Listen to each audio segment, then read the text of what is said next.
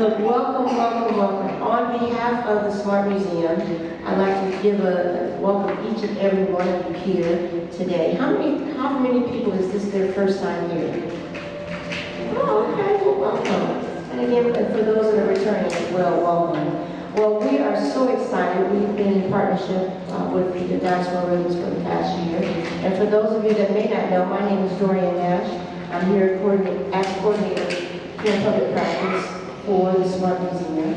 And as I mentioned just before, we have been in partnership with diaspora rooms for a little over a year now, and part of the Art Smart series. And you guys know we are in for a treat for this special panel, as you already know. So you didn't come here to hear me speak, but again, I just want to say thank you on behalf of the Smart Museum, and I want to put you in the capable hands of your membership chair, Ms. Cynthia Smith. Please put your hands together. Hi there. As she said, my name is Cynthia Smith, and I'm the membership program chair for Diaspora, and I'm also on the board. So I want to extend a warm welcome to you. I'm here in lieu of Annabelle Robinson, who is the co-chair of the event program, who sponsors and hosts the Art Smart series, which is just a series of educational talks for our membership and their guests. So welcome. But before we get started to talk about the road to international recognition for Black art and Black artists, I want to take a moment to offer an invitation to membership. On the back of your program, you'll see some of the benefits of membership to Diaspora Rhythms. So I won't bore you with the details, but if you have any questions, feel free to reach out to me. We also have, if you want to join today, we have a membership that you can complete, and then that we can take your payment for our annual membership as well. But before I get started, enough about membership. I want to take a moment to introduce Dan Parker.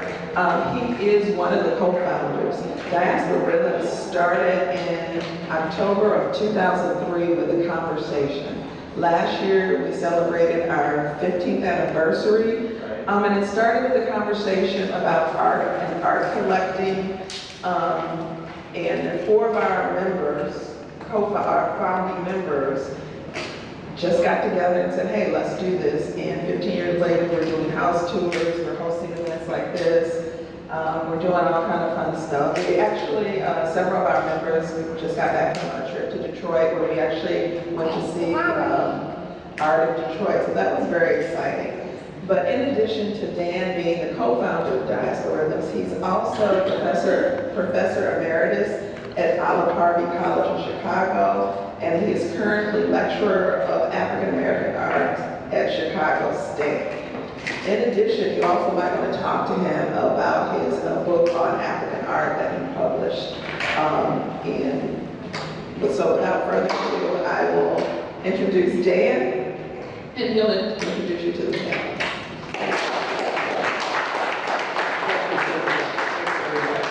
And welcome to all of you. I'm so happy and excited to have this presentation today. It's a very special presentation for me because these 3 people are sort of like my children. I've known them so long.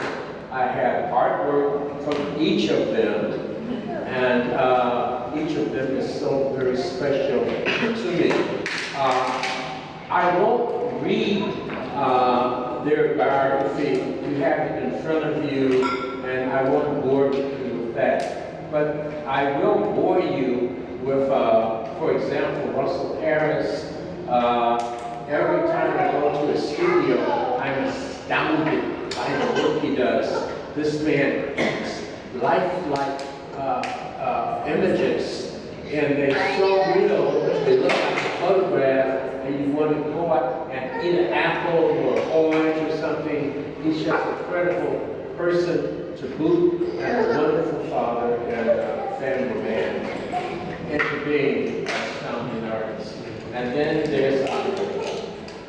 He's truly like my son. Andre, I remember so well, I said, Andre, you know, what are the regrets that I made? We were talking about regrets. And I said, what are the regrets I made? Well, is that I haven't had any children. And so he said, well, what do you need? You have me, you know. And so he is truly like my son. And Amanda, she has stood me up. She's supposed to come to my house for dinner, and she hasn't made it yet, but she's going to. Again, she is like my daughter, astounding artist, incredible. And so these three individuals each have something very, very special to present to you tonight. So with no further ado, let me close my mouth and let Russell Harris begin. Well, thank you so much. I appreciate it, Dan. When I got the call from Dan to do this, first of all, I was pleasantly shocked that he thought it was worth that much to extend the invitation to come out to do this event. This is my first time doing a panel talk, so I seem a little nervous. It's because it's my first time. So I'd like to share a few images that I've done recently in the past. I'm going to go through these relatively quickly before I guess the questions are being asked. So these two pieces are transitional pieces for me, going for more of a traditional approach to painting the self-portrait and then more of a contemporary way of how I saw myself in 2 points of my life. This piece on the left was a commissioned piece by someone that you might know, Patrick McCoy, and he just walked in the room. This piece on the right was actually inspired by Michael Brown. And first looking at the piece, you probably won't get that, but the whole idea of the hands up, the six, the name of the painting is called Six, and he was actually shot 6 times. So I really wanted to do a painting in tribute to that piece, and the model for this piece actually is a correctional officer. And when he came to the studio to pose for this piece, he's a real hulking kind of guy, and he had a picture of Mr. Rogers on his t-shirt. And I said, that's so ironic that you have Mr. Rogers on your t-shirt. He said, I wear this to dishonor people, and it made me think about, you might have heard the book Whistling Vivaldi. So it just made me think about that whole story. These are 2 still life pieces. I like the painting in Trompe l'oeil style, which means to fool the eye. The painting on the right is a tribute to my dad. I never got a chance to do a painting of my father. So he was a deacon in the church, and he always worked. So I did a portrait of his work boots. And engraved in the altar is actually a portrait of him, engraved in the wood. And the bowl is actually a bowl of oil. The name of the painting was called David's Anointing. This is a painting on the left is a tribute to the Tuskegee Airmen. And the painting on the right is also a tribute to a fighter ace during the Korean War. The painting on the left is based off of Paul Laurence Dunbar poem, We Wear the Mask.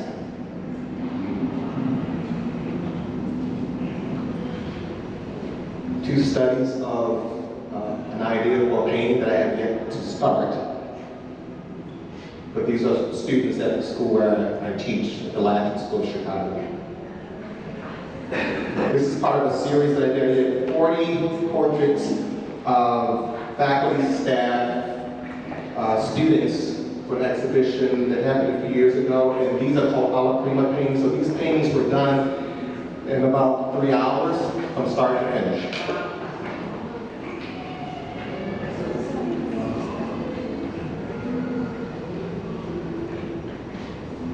These are longer-term portraits. The one on the left is a commissioned piece, and the one on the right is getting to more of a narrative state of where I am right now, called Oblivious. Being a teacher, I get to hear stories in the hallway of students not making the best decisions.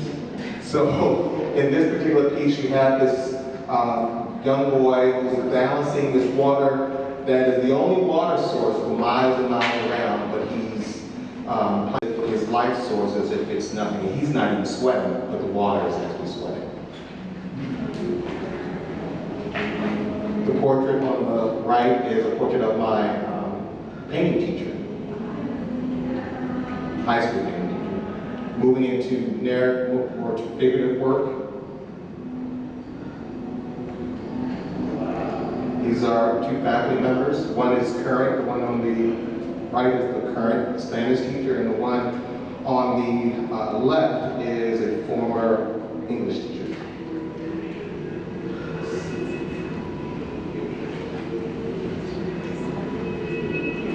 This is a study that I did of my mother while she was actually watching her daily soap operas. So I set up my oil paints, set up in her living room, I did this portrait, again in the Ala Prima style, to prepare for the bigger piece, which is this one. So I grew up in this kitchen, so it has a lot of emotional connection for me. So, and if you're interested in seeing more, you definitely see Russell Harris art.com. Also, I have a blog on Facebook as well as Instagram. Thank you. So now we ask the question, why is it important for any artist to be on the world stage of art, and was that your goal, each of you? What particular difference does it make for a Black artist to be on the international stage? Does it make a difference if one Black artist has gone international while the mass of others have not? What do you think the final goal of the African American artist is anyway? And how much of your goal is to please the Black community, the white community, or yourselves? Yeah, any? The first question, we could break it down possibly, because I think each of those deserve a good amount of time. Well, why is it important for any artist to be on the world stage of art? And was that your goal? I think it's very important for any artist who wants to have a lifetime creating to find more customers and find more people who might enjoy their art if your business model is selling art to make a living. And I believe over the last 27 years, personally, I found that to be possible. And it isn't something that the adage of a starving artist has to be a reality, nor is it the reality of many of my colleagues. So I say that it's important because for me, growing up under the tutelage of the Southside artists, the influence of diaspora rhythms, there being my first collectors, there's a comfort in Chicago that you can almost believe you don't need to go anywhere else. You don't need to even market. You don't even need to call anyone, because for me, there was a sense of this community that nurtured artists, and they may not buy all the time, but they were there, they were supported.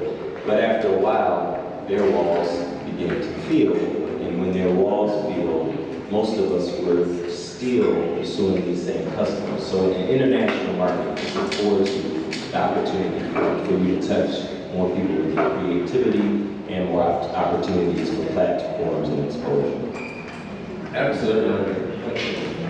Russell? I spent a majority of my time just trying to get better at my craft because I had something to say, and before I wanted to get out on the international stage, and I just wanted to figure out ways to connect with people to allow me to get better technically so that I can tell my story in a clear way.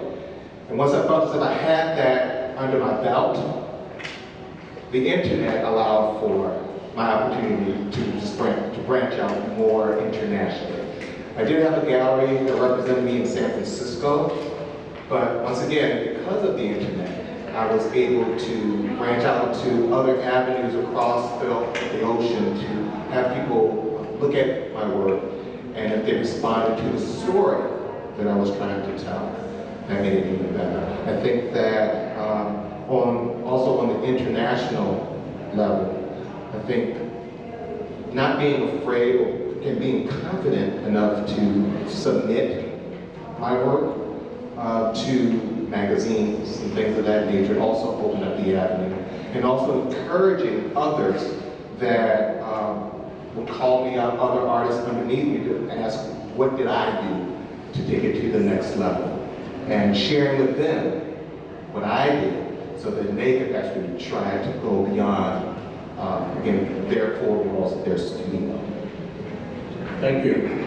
I want to echo a little bit of what Andre said, but also kind of give a context and say, in that question is actually sort of four components in my mind that I think about. So one is community and representation. So there's something we have to say, but there's also a hyper-awareness that historically we were not able to create images in our own likeness or have the freedom to create images that don't look like anything. Like, this is very relatively recent that we can develop what we feel our style is, right? But it's also very historic in terms of a culture of people that have always been cultural producers and always been compelled to have society create through making of any kind. Then you have cultural institutions, museums, right? So a lot of what we're talking about is driven by a desire for societies to tell narratives and to purposely omit certain narratives, primarily our narrative, from that story. Then you have the art market, right? So the economy of it, the money component of it, whether that's the value of things that represented cultures, or now this idea of it as an asset itself, no different than stocks or real estate, what have you. I think so. In let's say the last 50 years, even the ability to have a business model related to what your brand art is going to be is really critical. And I think that isn't something that is intuitive to artists who are compelled by some of those other components.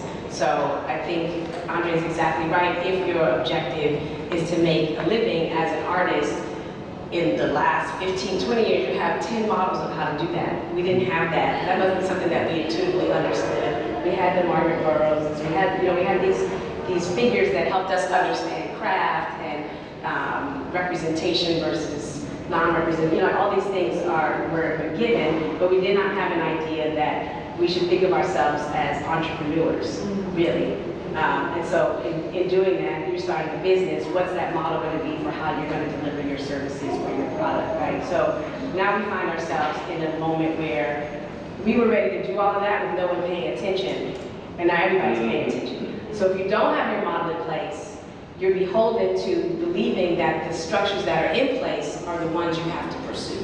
And so I think Russell is also correct that the internet now messes the whole equation up, because now there's a direct source, or you can make 100 T-shirts and that's how you get rich, or you can, have pillows with your image on it, or you can sell directly wholesale, or you can have buyers that don't want to be in the contemporary market, right? So I think that there's a lot of those elements, but for me, I think lately what's coming back to me in terms of the ability to chart your path is that you have to be intentional with what it is you're doing. So you're not going to sit around and magically somebody's going to come find you. Although we are very, in Chicago, we're like, well, there's diaspora members. Do nothing, right? But at the same time, you have to be intentional and you have to make commitments. And we are so fortunate to have so many living models. Like, of course, Carrie comes to mind as edible, right? It's like, but you don't have to follow that model. So I think it's really important to also be mindful that if you just want to make something in your basement for the next 100 years and then let your children sell it, if you can do that and stay alive, that's fine too, right? It doesn't have to be, it's seductive to think that it means how do I get into that market? And not that you shouldn't, but you should be aware that you don't have to if you have another. Very important. Andre, go on. No, I just want to coattail on that because I think you really hit home where in the rest of the world, if we want to do something, someone says, go ahead and talk to such and such, he's an attorney, he'll tell you how to do it. Or they're a banker, they'll tell you how to do it. But the reality that I found, it's uniqueness that people want anyway in our world. So how you approach the market, your fingerprint of your art, I really can't be like you if I'm going to be successful. So our world is a little different, and you have to step back. And I love what you said about leaving the models that exist that are set for us because they won't always work necessarily for your fingerprint or your business model. Okay. Andre, you had shared with me some economics of white family versus the black family and income and how that all ties into this equation. Exactly. I think your last question also addressed it, but there's a recent statistic that I mentioned to Dan. We were talking, and I was surprised he hadn't heard it, but he had. He was shocked. But they just recently did a median income for African American families, 17,000.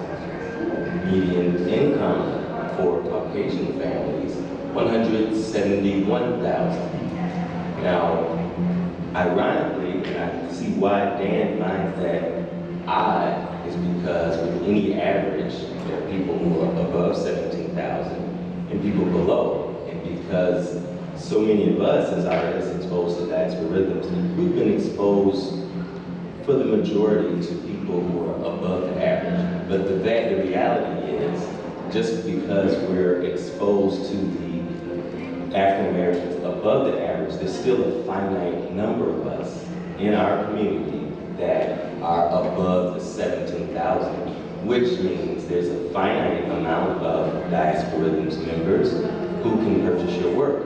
When you come to that realization and the realization that your art is for everyone anyway, that your art speaks to, international markets outside the South Side are critical to you as a producer of a creative product because we need potential buyers. If your work speaks to them, they could buy it. And that's really what it boils down to.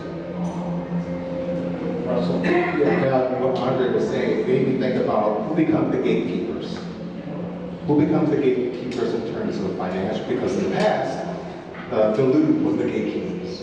And if they said no to your work, that would drive some artists to suicide. Diaspora rhythm now has allowed for people that look like me to be exposed to African American art. But again, you're thinking about the whole gatekeeper. Now that diaspora rhythm is so predominant now in Chicago, and as I began to meet a lot of the collectors and host some of the collectors, it makes me feel good as an artist to know that there are people, again, that look like me, that are willing to buy art, that are in a position to buy art, because some people say, well, if you're buying art, you must have a great disposable income. And having that disposable income for some, again, growing up on the south side of Baltimore, there wasn't a lot of people that had disposable income. So having diaspora, having certain groups of collectors can, again, either become the gatekeeper, but going back to what I was saying about the artists, again, now being empowered to have some control over who sees the work, how they reach out to other people that might be interested in their work, allows them to have ownership of control. Thank you. I wonder. Can I add one quick thing to that? That made me think about, so for my experience in particular, I went almost the reverse, right? So I was like, oh, bye. And then all of a sudden, everybody wanted to buy, which was great. You know, first few minutes, you're my husband's like, yeah. Then you realize that you have power. So most of you know me, and most of you know my husband. He was a professional football player. So we talk a lot about these moments when the athletes have power and then they choose not to use it. And so it's just really resonated with me that I've had an opportunity to then start to decide who I choose not to sell to. And it's not necessarily going to be a position that I'll be in forever, but I think it did open up a moment for me to say, in this little window, I can put stipulations and parameters around how the work is going to be collected, right? And so it's daunting, as you say, because there already is a very powerful market that sort of exists, and now I'm sort of tiptoeing in it, and I'm setting rules. But if you start a certain kind of way, then you can go that certain kind of way. And so at a point where I set prices that I knew would not allow my family to purchase my work anymore, you know, then the narrative shifted. It was like, oh, I better save my pennies for an AW original, right? And that's what you want in people's brains, but even on that larger kind of, as we're saying, international scale, you can start to say, the work has to be returned back to me if you want to buy it. To my estate. Or you can say, you're going to pay this and you're also going to make this donation to that organization.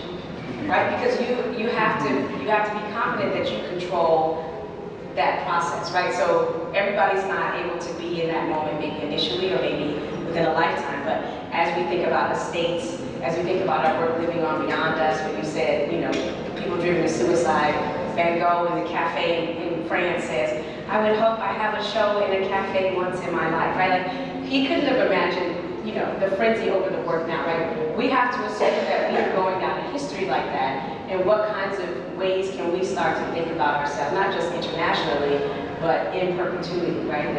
The immortality of the work beyond us. And so I just wanted to kind of tag that on to say that opposite spectrum is, once we establish these moments, don't become the athletes, right? Actually, my husband, maybe I'll get in trouble. But you know what I mean? Like, don't become beholden to the system. You know, you see it in the music industry now a little bit more. We have Chance as our kind of hero here, right? But like, how do we redefine these things? We have to enter them. We have to be a part of them at some point initially. But how do we start redefining that? Chanel is in the audience, like her family started to think about how do we support artists at every level? What is it going to look like to have a collection that is asset worthy? Pamela Joyner, Dan, Patrick, right? They don't have to be unilateral, but there's intentionality in thinking about how we can start to shift that, right? We have to find the market initially, but then when the market just shows up looking for us, we don't always have to say yes. And I think that's very overwhelming. When you know historically your people have not had the opportunity to say no. Exactly. It's very difficult. And if I could just elaborate on that gatekeeper conversation, because I think the gatekeeper conversation has really just exploded. It was, I love the Basquiat movie, not because of the tragedy, but how it just emphasized the power of the critics and curators. While they were not necessarily the market, they definitely controlled the trajectory to the point that in the movie you saw once he started getting bad reviews, he committed suicide basically. But what I've noticed over the past decade, I was part of a program with Bombay Sapphire. We go to Scope, Miami Beach, Art Basel every year, and I watched the change of the guard from the critics and the curator to the celebrities. And Hebrew Brantley was a prime example. He won the Chicago Championship. He went down to Miami, exhibited with 15 artists from around the country, amazing artists. But Hebrew Brantley and a lot of the big celebrities and billionaires that we know won't shop unless it's on certain platforms. Unfortunately, a lot of these platforms might cost $30,000, $50,000 for a wall that size. So that immediately excludes a lot of artists. However, that program sponsored allowed artists to have the opportunity. And Jay-Z's art purchaser saw Hebrew's work there. which made it legitimate. And they liked it. But getting to the platforms is a challenge. But once Jay-Z brought his piece, his prices almost quadrupled. So now, And then like 10 other people, like right there, it's like LeBron, Nicki Minaj, blah, blah, blah, blah, right? and the power of the internet is the advent that if a celebrity with their 500 million followers gets the word out that you're hot, you now have reached and utilized a mechanism for delivering your information and education about you as being hot to so many people. And that's our reality. That is our reality. So how do you, as an artist, manage all these new variables to your point? And I think that's the challenge about the gatekeeper conversation we should acknowledge. Okay. Thank you so much. Getting the information? May I throw? Yes. A couple of things. One, I received your email. Is Bianca here? She's not. She's not. She's in the internet. I don't know where she is right now. Okay, so do I have your permission to send that out? Yes, you need to send it to everyone. Okay. Yes. So whoever is on my network will get the email that she sent out, which speaks to. I don't know that African American art is now all of a sudden popular. This is an ebb and flow to me. In the late 60s, there was great popularity. Your article mentioned 1990, where museums all of a sudden wanted to buy African American art. And so sometimes it's down, sometimes it's up. Now, because of curators, black curators, and a lot of black female curators, and galleries and museums now want to collect African American art. But one of the things you mentioned, Andre, which I think is really a prime a seed that is bloomed, is the internet. So an artist can do something in Africa that we like, and I can see it within a half an hour on the other side of the world. So I think it's, that has a lot to do with it. And like Hebrew, when he did Bombay Sapphire, and then Jay-Z saw his work, boom. Most of us in this room, and I don't know, I'm gonna leave it at most, I started to say all. Most of us can no longer afford Hebrew's work. So that's just, I don't know that this is, while it is a boom right now, I don't know that this is like the first time this has happened. Okay? Okay, thank you. It has been reported that art by European artists has reached astronomical prices, causing some collectors and auctioneers to begin focusing on art by individuals of African descent because their values are not as high. Do you believe that some galleries, auctioneers, and/or collectors have shifted focus to this particular group because of the potential upside for profits? Yes. Point blank. Yes. I mean, we could be nice and talk around. Yes, but also it's the awareness too, because now they know of an opportunity because of the internet, that this exists, that someone else has paid this amount of money, and you better get on it before you lose this opportunity. We wouldn't know this before the internet. I mean, to your point, that 15 minutes or 30 minutes you know about this artist's work, we didn't have that access. So yes, and yes, but then it's the world we live in. Yeah, if I can comment on that. This forum is from Detroit, and we've had conversations, instant conversations with our director of Detroit Institute of Arts. And he said that this boom in art institutes around the country because they can't afford to buy a grandma or Van Gogh, but they can buy a Hebrew for much less, keep it 20 years, and who knows how much it costs. So that's what they're I don't know if it's international, but national. The art institutes are going after, in addition to celebrities, billionaires, etc. So yes, it is hot now, and it had been hot during the time of Johnson Publisher, but all the posters. But I want to parse that too just a little bit there before you go to your next question. So there's two things going on when we're talking about this. So the art market isn't priced out of Picasso so they buy Amanda. No.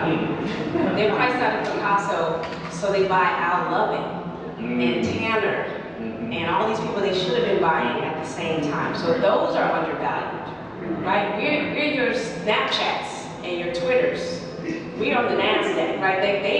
They're behind. They're so behind in what they should have been doing in the period that these people's contemporaries were working.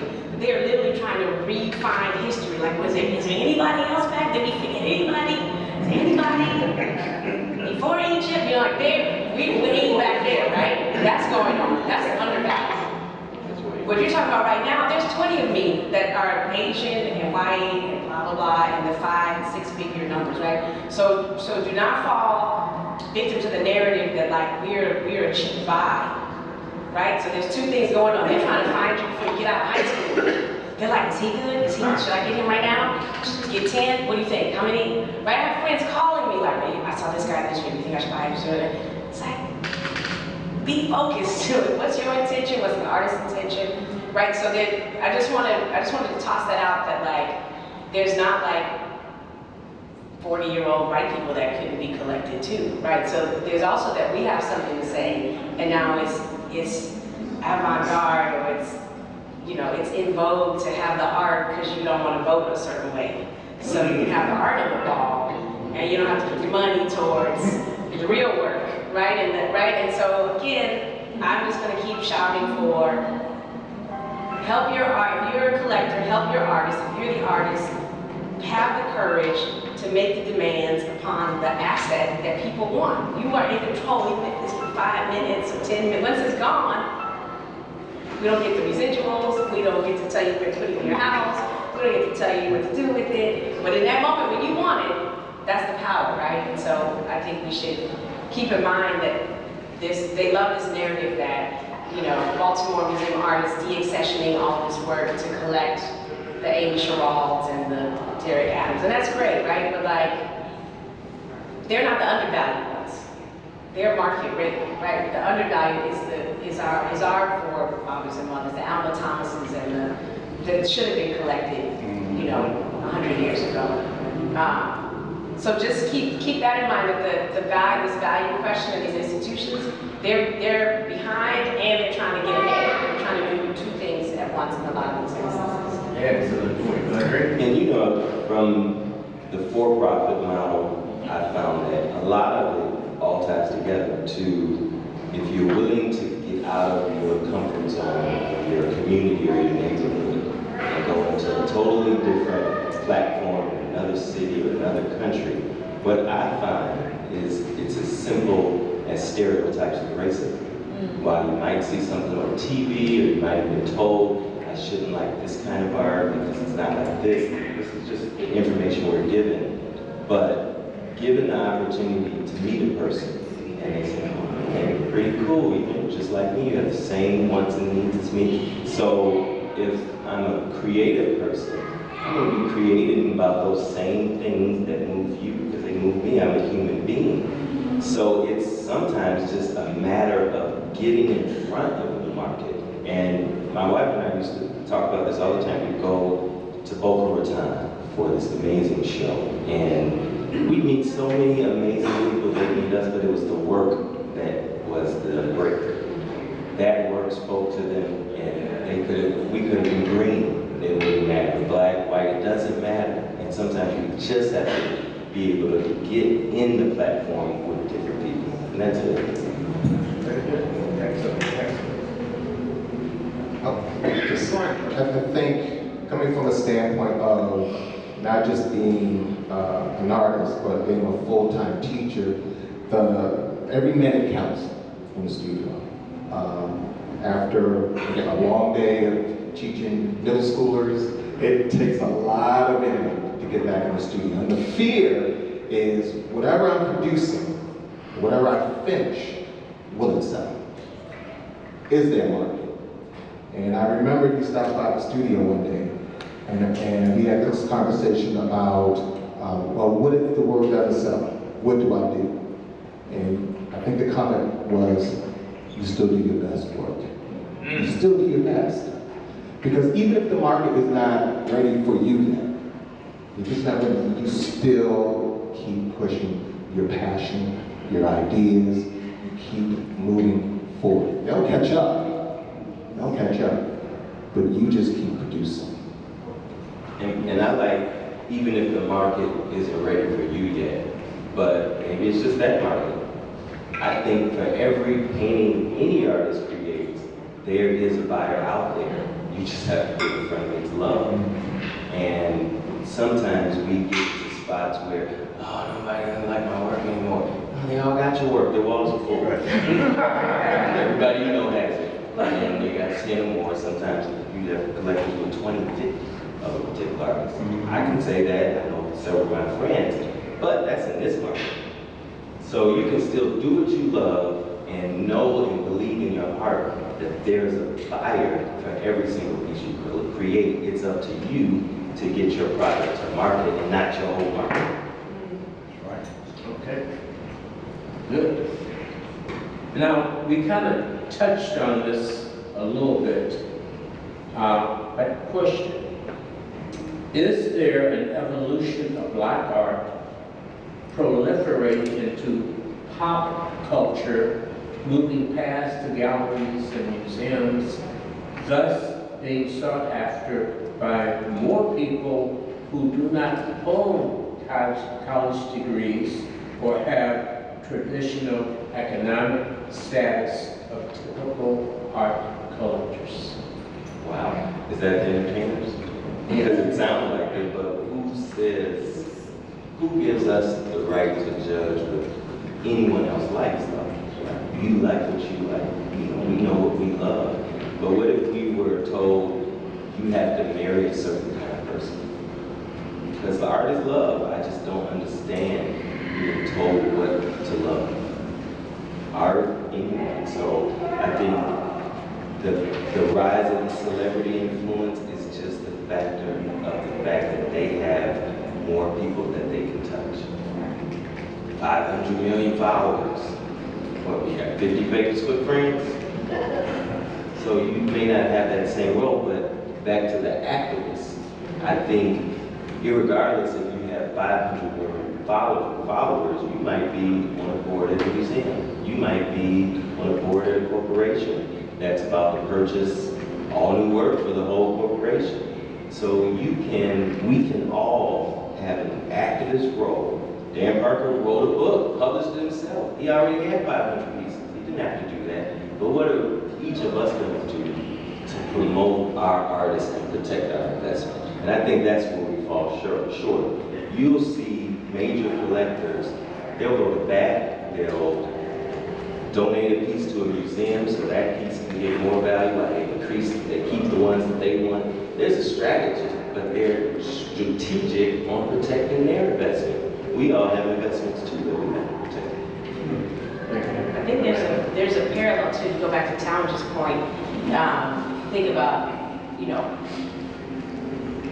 old relatively speaking, old Hollywood, and I'm so blown away by this contemporary Black Hollywood, right? And you see that they really support each other. They have, you look at the internet, like, I want to be at the party after the Grammys, like you can see that they're so collegial, but they also are very intentional in making sure that the images and representations, set designers, artistic directors, are really also pushing the envelope of what the contemporary image should be, and they pay attention to what we do. So there's not a movie that hasn't been shot here where somebody hasn't reached out to 20 artists I know, and everyone's like, are you in the new Candyman? Are you in The Shot?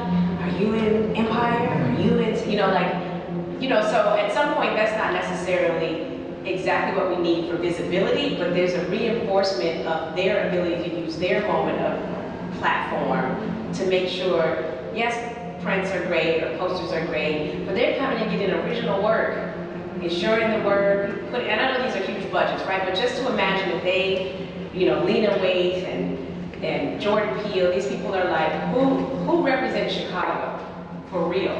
Go get it right now, the original. I don't want a copy, right? Like, so there's a synergy or a kind of sister and brotherhood to that you have all of these young people that are in positions of representational power who are also thinking about themselves as a platform, so that it does, you know, and you know, how many people, I don't know, nobody's ever looked at something on a movie and said, I want that piece in the back in their living room and like bought it, but there's a kind of validation that comes along with that, and also an endorsement that goes beyond the money, because these are also creative beings and cultural producers. So if they feel that my work somehow represents their vision of worlds they want to narrate, that's, you know, that's incredibly powerful. I think,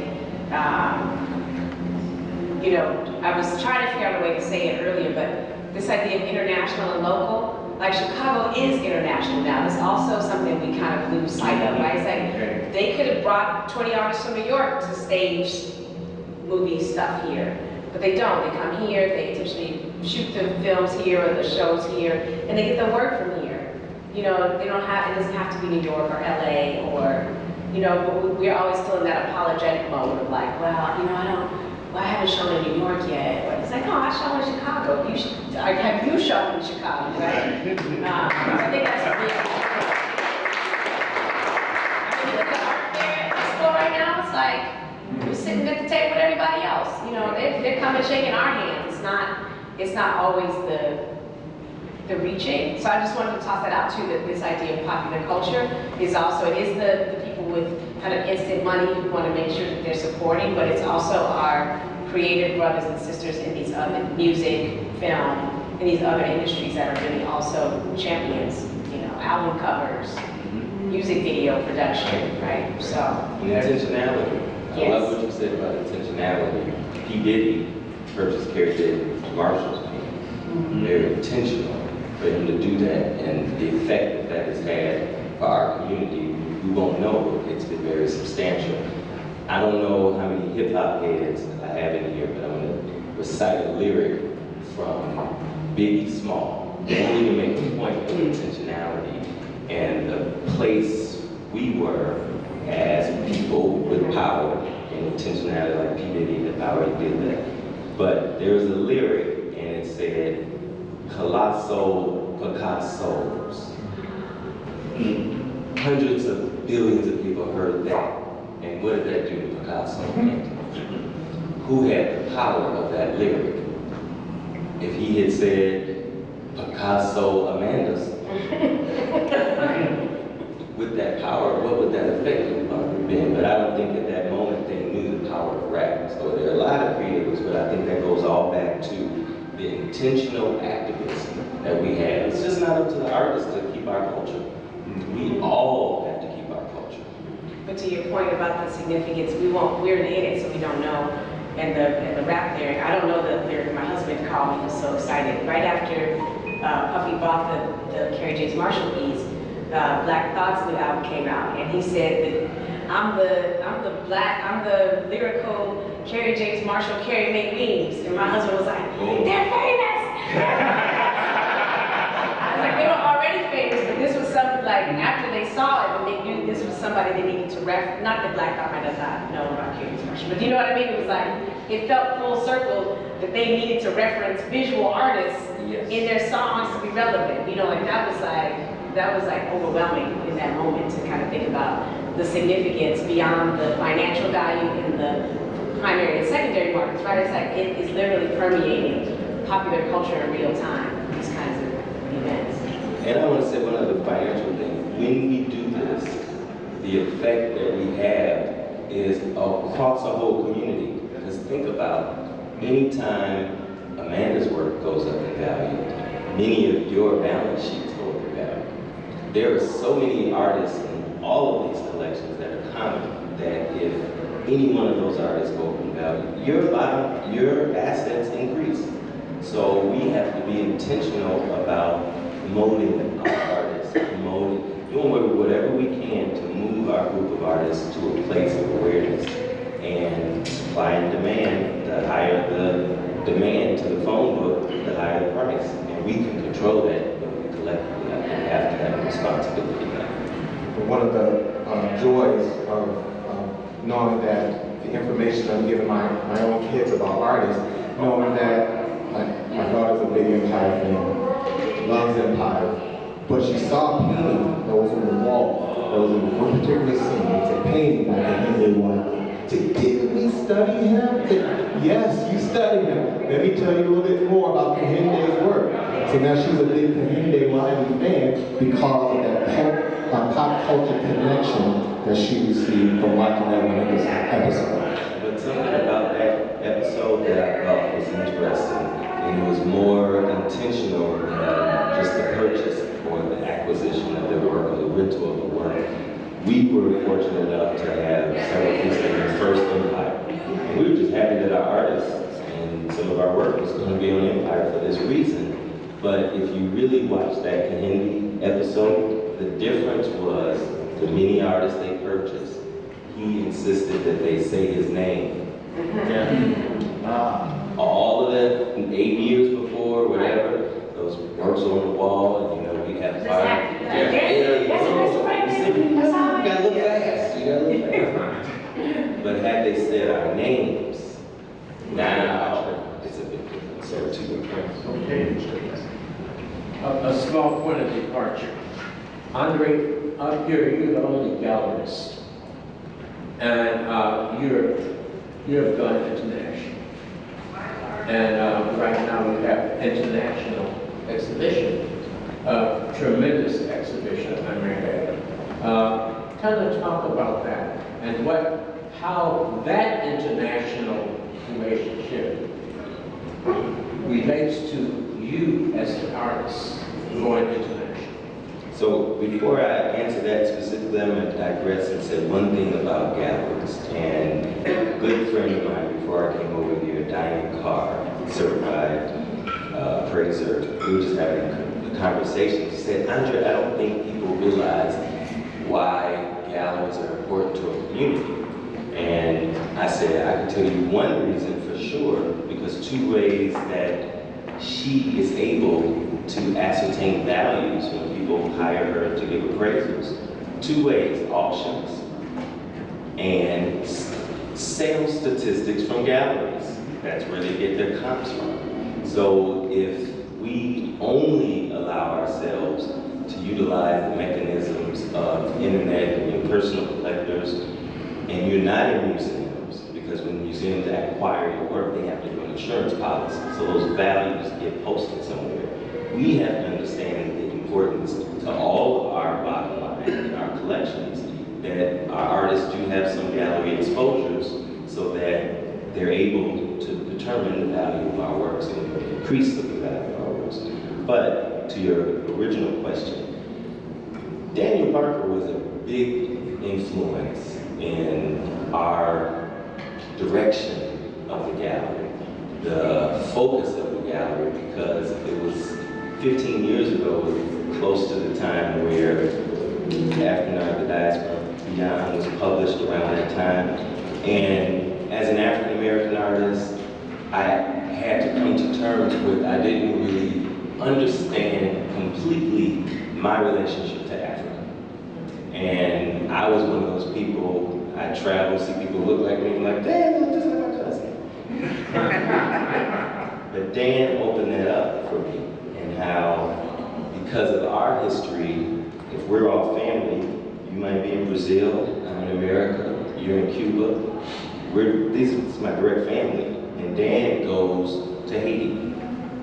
Your direct family. So it was Dan's book, The Diaspora and the Spreading, that became my passion to learn more about us and use art as the platform. So we've been able, through the last 15 years, to do now 6 bridge exhibitions where we bring over 100 pieces from the continent, and through sponsorship we're able to bring the artists So we get to see the similarities in the works, who we are, we learn so much more. So that international connection has also allowed us to be different because the artists we exhibit and the appeal to the market has also been varied. But last but not least, on Picasso's deathbed, he said one of many things, and one of them was that he was influenced by the antique art of Africa.